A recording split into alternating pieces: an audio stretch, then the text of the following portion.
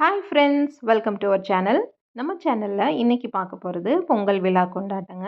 இந்த பொங்கல் விழா வந்து எங்கே செலிப்ரேட் பண்ணியிருக்காங்கன்னு பார்த்தீங்கன்னா, பாப்பாவோட ஸ்கூலில் தாங்க. வருஷம் வருஷம் எப்பவுமே வந்து பொங்கல் விழா செலிப்ரேட் பண்ணுவாங்க. இந்த வருஷம் ஈவினிங் டைம் வந்து செலிப்ரேட் பண்ணாங்க. ரொம்ப வித்தியாசமாக ரொம்ப நல்லா இருந்துச்சு. இந்த வருஷம் லைட் செட்டிங்கோட ரொம்பவுமே சிறப்பாக இருந்தது. வாங்க நம்ம எல்லாருமே சேர்ந்து பொங்கல் விழாவில் கலந்துக்கலாம்.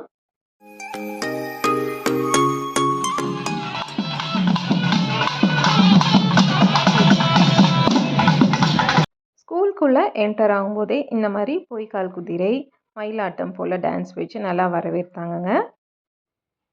மாட்டு வண்டியெல்லாம் டெக்கரேட் பண்ணி வச்சுருந்தாங்க. ஃபோட்டோ பூத் மாதிரி ஃபோட்டோ எடுக்கிறவங்களாம் எடுத்துகிட்டு இருந்தாங்க. உள்ளே நிறைய ஸ்டால்ஸ் எல்லாம் இருந்தது. ஃபுட் ஸ்டால் எல்லாமே இருந்துச்சுங்க. ஸோ குழந்தைங்களுக்கு விருப்பமான பம்பாய் மிட்டாய், அது போக கரும்பு ஜூஸு, பஞ்சு மிட்டாய் அந்த மாதிரியெல்லாம் இருந்தது. சாப்பிட்றதுக்கு பிரியாணி ஐட்டம் அந்த மாதிரி இருந்துச்சு. நம்ம பே பண்ணி சாப்பிட்டுக்கிற மாதிரி தாங்க. வள்ளி கும்மி ஆட்டம் ஆடிக்கிட்டு இருந்தாங்க. நாங்கள் போகும்போதே ஸ்டார்ட் ஆயிடுச்சு. நாங்கள் போனது கொஞ்சம் லேட்டு. 3 மணிலேருந்து ஃபங்க்ஷன் ஸ்டார்ட் ஆயிடுச்சு. நம்ம போகும்போது மணி 5 மணி ஆயிடுச்சு. குழந்தைங்க எல்லாருமே வந்து உட்காந்துட்டு அழகாக ரசித்து பார்த்துட்டு இருந்தாங்க. ஓகே ஃப்ரெண்ட்ஸ், லைட்டாக பசிக்குது. நான் டின்னர் எதாவது இருக்கான்னு பார்த்து வாங்கிட்டு வந்துடுறேன். நீங்கள் டான்ஸ் பார்த்துட்டுருங்க.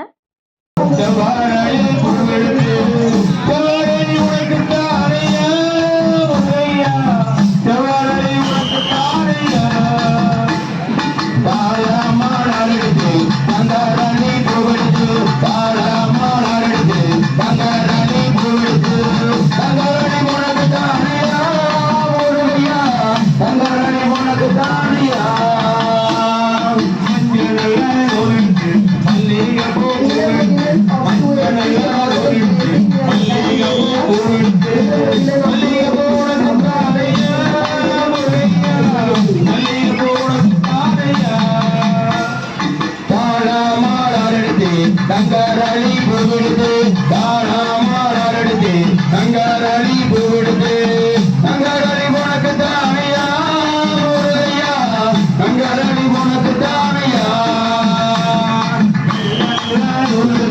எல்லாரளி புவிடுது எல்லாரளி புவிடுது எல்லாரளி உனக்கு தானையா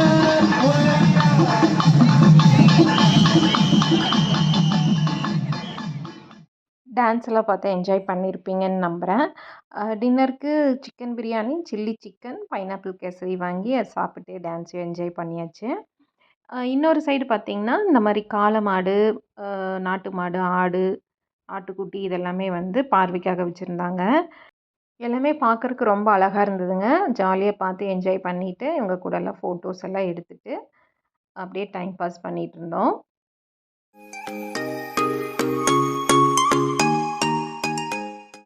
நெக்ஸ்ட்டு பார்த்தீங்கன்னா, ஜமாப் எல்லாருமே வந்து கலந்துக்கிட்டு ஜாலியாக ஆடிட்டுருந்தாங்க. குழந்தைங்கள்லேருந்து பெரியவங்க, பேரண்ட்ஸ்லேருந்து எல்லாருமே வந்து ஜாலியாக என்ஜாய் பண்ணிட்டு அப்படியே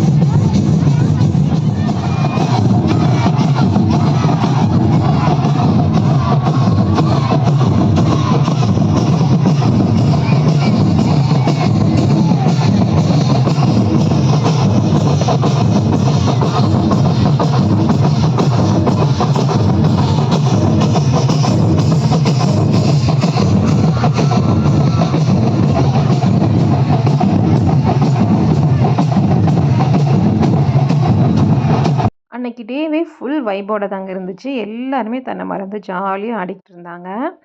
இது முடிச்சுட்டு அடுத்ததாக சலங்கை ஆட்டம் ஆடினாங்க. ரொம்ப பழமையான நடனம்னு வந்து சொல்லியிருந்தாங்க. இந்த நடனத்தோட சிறப்பம்சங்கள், இது எப்போ தோன்றியது, இந்த நடனம் எதற்காக ஆடுறாங்க, அதுபோல் எல்லாம் நிறைய கதைகள் வந்து சொல்லிட்டு அதுக்கேற்ற மாதிரி பாடலும் பாடிட்டு அதுக்கேற்ற மாதிரி நடனமும் ஆடி சூப்பராக இருந்ததுங்க பார்க்குறக்கே. நடுவில் நடுவில் சொன்ன விஷயம் எல்லாமே கேட்க கேட்க ரொம்ப இன்ட்ரெஸ்டிங்காக இருந்துச்சு.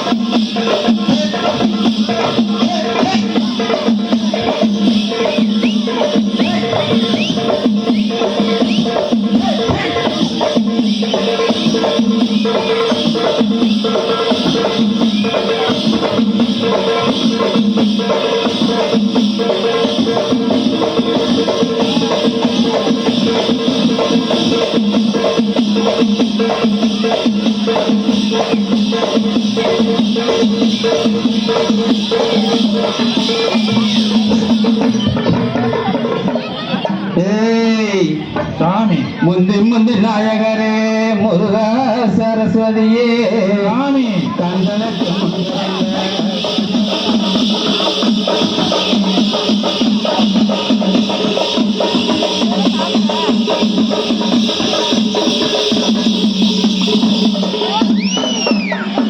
நன்றி நன்றி.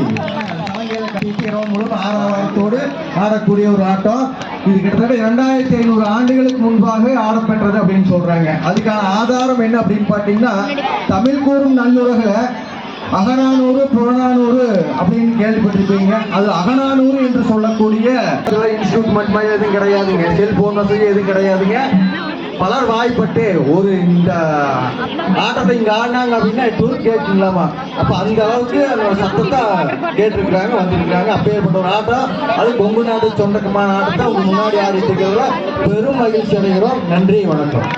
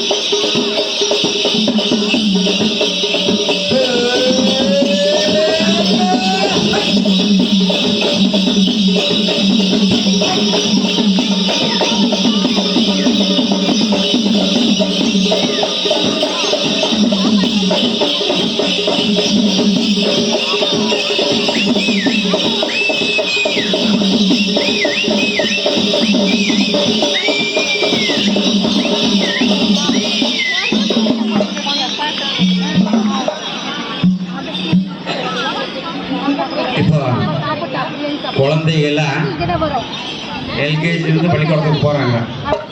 நாங்களாம் படிக்கிறப்ப எல்கேஜி இல்லை, யூகேஜி இல்லை, மெட்ரிக் கிளாஸும் கூட இல்லை. ஏதாவது ஒன்று ரெண்டு தான் இருக்குது. அதுவும் 5வது வரைக்கும் ஏபிசிடியே தெரியாது எங்களுக்கு எல்லாம்.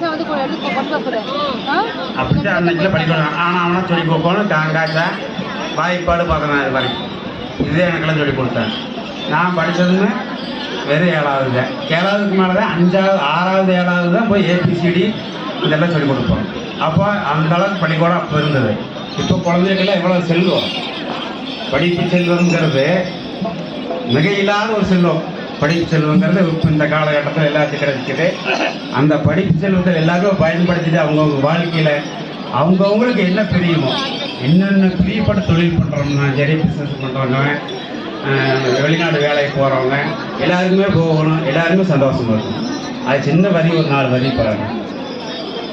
கண்ணே நீ ஓடியாடி விளையாடி நீயும் 1ஆவதும் படிக்கோணும், நீ இருக்கையிலே அமர்ந்தெழுதி 2ஆவதும் படிக்கோணும், நீ முகத்தை சோழிக்காமே நீ 3ஆவதும் படிக்கோணும், 4 திக்கறிஞ்சு நீ 4ஆவதும் படிக்கோணும், 5 வேண்டிக்கிட்டு நீ 5ஆவதும் படிக்கோணும், இந்த 6 முகனை வேண்டிக்கிட்டு நீ 6ஆவதும் படிக்கோணும், 6 வருஷம் அப்பா நீயும் அயராதும் படிக்கோணும், 6 வருஷம் அப்பா நீ அயராது படிக்கோணும், நீ பட்டம் பால வாங்கி நீ பாரினுக்கு போனாலே, பட்டம் பால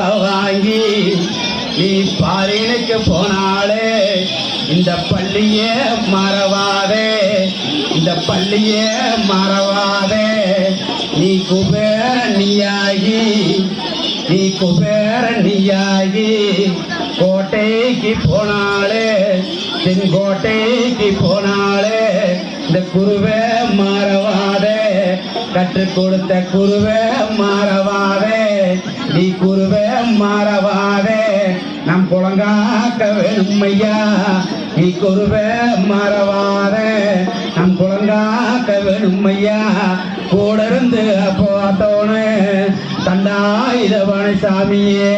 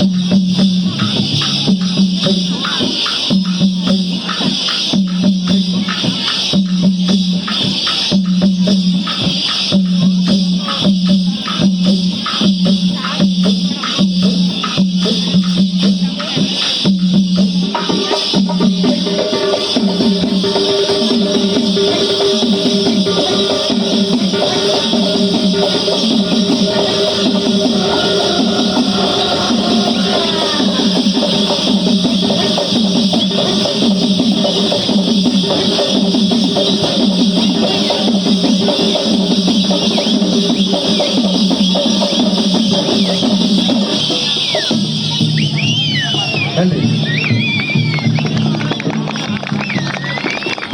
நல்ல பலமாக கை தட்டுறீங்க, சொன்னீங்க, எல்லாத்துக்கும் தெரிஞ்சிருக்கிறாங்க. இப்போ அந்த வகையில் பார்த்தீங்கன்னா என்னதான் புதுமையாக இருந்தாலும் இந்த பிரபஞ்சம், இந்த பூமி, அதில் நம்ம வாழ்ந்துட்டு இருக்கிறது எல்லாத்துக்கும் யார் காரணமுங்க?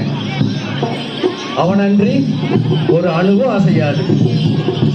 அணு அப்படிங்கிறது விஞ்ஞானத்து வரைக்கும், விஞ்ஞானம் வந்து அணு வரைக்கும் போய் நின்று இருக்குது. ஆனால் அந்த விஞ்ஞானத்துக்கு மூலக்கூறாக இருக்கிறது மெய்ப்பொருள், சுத்த வெளி. அப்போ பார்த்தீங்கன்னா தமிழ்நாட்டில் சேர சோழ பாண்டியன் என 3 நாடுகள் இருந்தாலும் சேர நாட்டினுடைய நடுவனாக இருந்தது கொங்கு நாடு.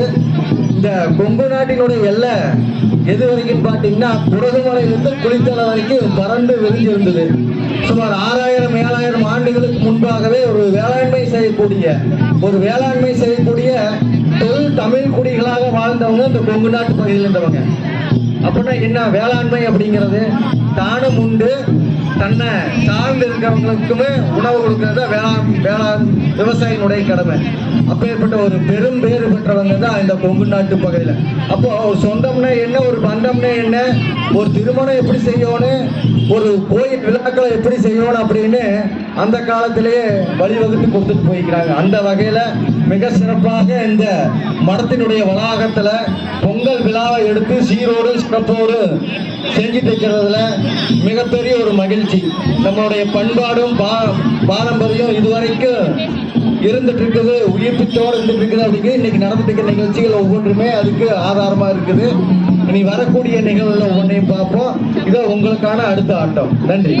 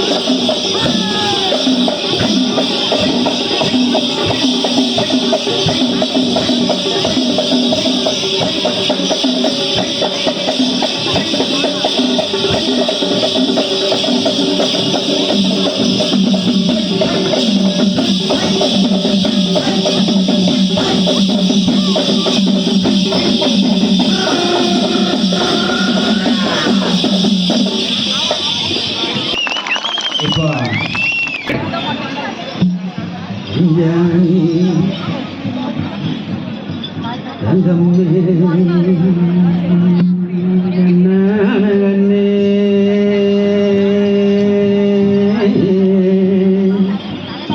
எஞ்சாமி கண்ணோரங்கு கண்ணோரங்கு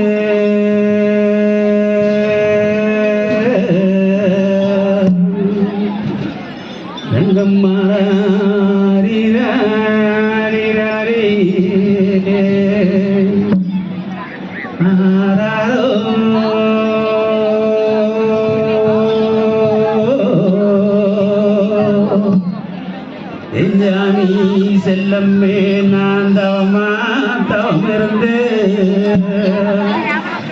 எஞ்சாமி செல்லம்மே நான் தவமா தவமிருந்து இந்த தமிழ்நாட்டில் பிறந்தா இந்த தமிழ்நாட்டில் பிறந்தா எஞ்சாமி செல்லம்மே நீயும் பாசம் கொண்டு நீயும் வந்து கண்ணே நீயும் பாசம் கொண்டு நீயும் வந்து இந்த பாரத தேசத்திலே நீ பிறந்தா பாரத தேசத்திலே நீ பிறந்தா எஞ்சாமி கண்ணே நான் கொஞ்சி விளையாடோ எஞ்சாமி செல்லம்மே நான் கொஞ்சி விளையாடோ இந்த கோவையிலே நீ பிறந்தா இந்த கோவையிலே நீ பிறந்தா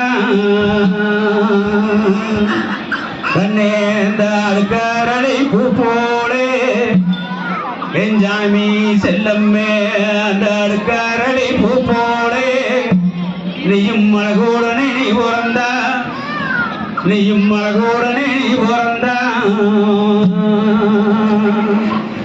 எஞ்சாமி செல்லம்மே அந்த குண்டு மல்லி சாரமாட்டோ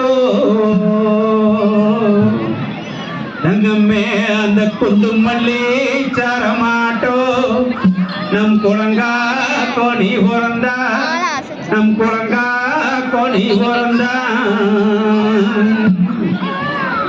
செல்லம்மாடா நீ யாரு தங்கம்மாடோ. சலங்கை ஆட்டம் பார்த்துட்டு வீட்டுக்கு கிளம்பிட்டோங்க. வீட்டுக்கு கிளம்பும்போது இந்த லைட் செட்டிங் பார்க்குறக்கு ரொம்ப நல்லா இருந்துச்சு. நல்லா நைட் டைம் இதில் ஒரு வாக் போகலான்னு தோணுச்சு. ஒரு 5 மினிட்ஸ் வாக் போயிட்டு ரிலாக்ஸ் பண்ணிவிட்டு நாங்கள் வீட்டுக்கு கிளம்பிட்டோம். அவ்வளோதாங்க. இந்த வீடியோ உங்களுக்கு பிடிச்சிருந்ததுன்னா லைக் பண்ணி, ஷேர் பண்ணி, கமெண்ட் பண்ணுங்கள். சப்ஸ்கிரைப் பண்ண மறந்துடாதீங்க. இந்த வீடியோவில் உங்களுக்கு எந்த டான்ஸ் பிடிச்சிருந்தது, எந்த பகுதி பிடிச்சிருந்ததையும் கமெண்ட் பண்ணுங்கள். அண்ட் தேங்க்ஸ் ஃபார் வாட்சிங்.